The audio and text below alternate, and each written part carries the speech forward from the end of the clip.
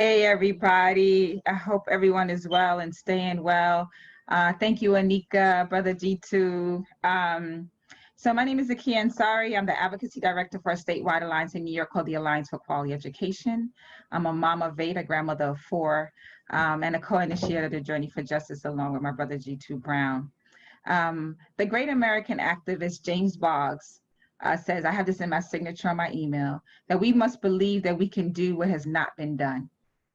And the person I'm about to introduce, I'm sure many times was told, like, brother, I don't think you're just going to do it. Stick to doing what you're doing, which is an amazing principle at a school in the Bronx called Casa Middle School, Cornerstone Academy for Social Action. And we've had tons of actions over the years around Black Lives Matter in education, School Week. He opens his doors and allowed us and welcomed us in to activate, organize, and work with his young people as well as the parents in his school. And so what an amazing and proud moment for me as someone who knew and continues to know Jamal Bowman as a principal, but who took this leap into politics. And I don't expect him to be a politician. I expect him to continue to be the same person he has always been, which is fighting for the rights of our children, and all children, and centering Black and Brown communities. So without further ado, I would like to introduce the Democratic nominee for the 16th Congressional District, Jamal?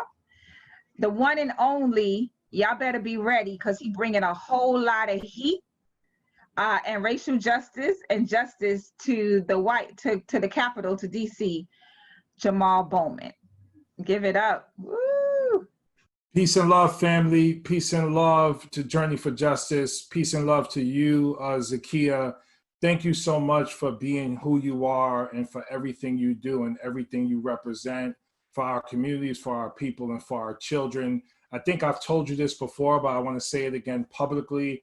I would not have thought about running for office if it wasn't for meeting you and connecting with you and building with you over the years, Zakia. So I want to thank you for your inspiration and your leadership that is nonstop and relentless. I gotta give a shout out to Brother G2 Brown, and I wanna specifically go to the hunger strike that G2 and many others were a part of many years ago. I said, if this brother and if these sisters can do a hunger strike, I could run for Congress, no problem. Congress should be light if they out there starving themselves for our children, because there's no way in hell I would have did a hunger strike. And G2's not a little dude. So for him to do a hunger strike, you know he really love our kids.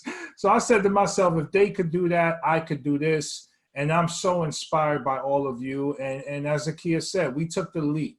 We took the leap of faith. And the reason why we took that leap of faith, quite simply, I was tired of our children suffering. I was tired of our family suffering. And I was tired of our children literally dying within a system that is literally killing them and oppressing them and ignoring them and marginalizing them. And I remember one of the last meetings I had with Zakia in my office with a particular elected official, and we were talking about equity for our kids and fighting for our kids, and Democrats had control of the state house, and we was ready to make bold change. And to watch this individual not have the fire in their belly and urgency for our kids was just enough for me. And I've been tired of sitting back and watching elected officials from afar give $750 billion to the military industrial complex, give so many billions to our local police departments. You give money everywhere else. You give money to institutions that cause death and despair and destruction all over the world, but you can't give money to our children, particularly our Black and brown children. So when we talk about equity, equity is everything. Equity is reparations. Equity is what deals with 401 years of neglect and terror and oppression and disenfranchisement and racism. Equity is what stops George Floyd from being murdered. Equity is what stops the suicide rate from growing amongst our young Black boys as young as 9 years old. Equity is what deals with issues of food insecurity, housing insecurity, lack of health care, and finally underfunded schools. We need to understand, and we know this on this call, but we need to be reminded that local property taxes drives how our schools are funded. And local property taxes, and that system was created by a system called redlining, which kept Black and brown people away from owning homes and having higher property taxes to have fully funded schools. So when we talk about equity, funding is a big part of it, but it's also it's also about a new vision for our schools. What do we need to do in our schools?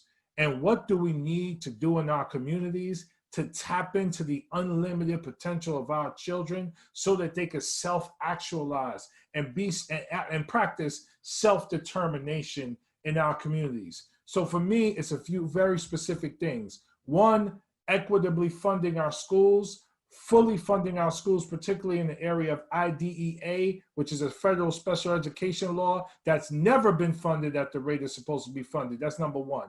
Number two, 25,000 new community schools across this country. And when we talk about community schools, here's what we mean. Schools can no longer work in isolation.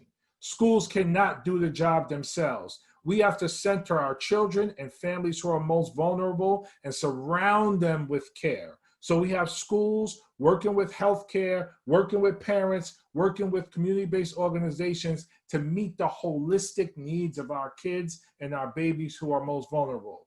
Number three, early childhood education and universal childcare. From birth to age 3 with a specific focus there, the first 1,000 days of a child's life. Because if we continue to allow our babies to grow up in neglect and trauma, they will not enter kindergarten ready to thrive as they should. So we need to make sure we do right by our babies during those first 1,000 days of school so that they are ready to enter pre-K and kindergarten thriving. So we have to invest and focus on early childhood education and universal childcare. Our families are paying a mortgage bill to childcare. That's completely unacceptable. We are the wealthiest nation on earth. We should be able to provide universal childcare. Now I'll take you to post-secondary education. Public colleges need to be free, trade schools need to be free, and two-year colleges need to be free, particularly in Black and brown communities. This is what reparations looks like. We have been priced out of universities, even though many of our kids are graduating with excellent GPAs. So we need to make sure that post-secondary education is free and available to our children. Now let's talk about K-12 for a minute. We need our schools to be culturally responsive, restorative, and trauma-informed. What does culturally responsive mean? It means that Black and brown children need to learn about Black and brown history and culture. Because why? Black and brown people have created Western civilization. We built it.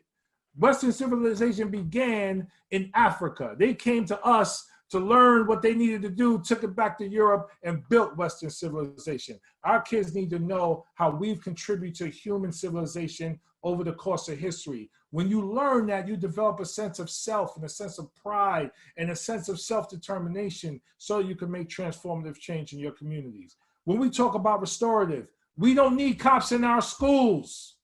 We need school counselors. We need social workers. We need sports programs. We need music programs. We need project-based learning. We need computer science labs. We need horticulture classes. We need a holistic education rooted in the multiple intelligences. Our kids will find their pathway and then they will thrive. It's not about more cops. It's about more resources. The same resources we give our kids in Scarsdale, we need it in the Bronx, we need it in Yonkers, we need it in New Rochelle, we need it in Mount Vernon, we need it in Watts, we need it in South Side of Chicago, we need it everywhere across this country. Get the cops out and bring in the resources. And finally, when we talk about trauma-informed care, we're talking about teachers who come with empathy and compassion first, who understand the history of this country as an oppressive country, as a country that's still dealing with the disease of racism and sexism and classism and homophobia and discrimination and Islamophobia and anti-Semitism, all the isms and the phobias that continue to keep us separate and apart and not tapping into our collective power. So trauma-informed is understanding that our kids come from a history of trauma that lives in their bones, lives in their community, lives in their ancestry, and we approach our kids from that perspective with empathy and compassion. When we create school environments like this, our kids thrive. This is research-based, and as Sakia said, I am a perfect example of someone who founded a school, rooted on these principles, right around the corner from the projects, and we were one of the most celebrated schools in New York City and New York State, and we had researchers coming from Japan, Israel, Canada, and Brazil to figure out what we were doing in our school with our kids, because in the back of their mind, they didn't believe that Black and brown kids could accomplish what we were accomplishing, and we were proving them wrong. So it's not an issue of what our kids can and can't do. Our kids can do anything. And our kids come to school with the energy and the passion and the love to do whatever it is we expect them to do. But it's our elected officials in our system that has neglected them of resources and beaten them down to make them believe they're not worthy of what we demand of them. So this is when we say equity, this is what we're talking about. It begins with equity and it ends with equity. And I ran for Congress to fight for equity in education and equity in every aspect of our society. And I'm coming in at a moment where we're getting a white supremacist out. We're flipping the Senate, and Democrats will have control of the White House, the Senate, and the House of Representatives. But as we know, that is not enough, because we got to hold Democrats accountable too, because they've been aligning themselves with corporate interests and the wealthy elite for too long. So they have to be held accountable. Joe Biden has to be held accountable. My sister Kamala Harris has to be held accountable. And we have to invest in our children and our babies to make sure we're building an America that works for everyone. So it's my pleasure to address you all tonight. Peace and love to you all. Thank you, Journey for Justice, for everything you do. And I look forward to going to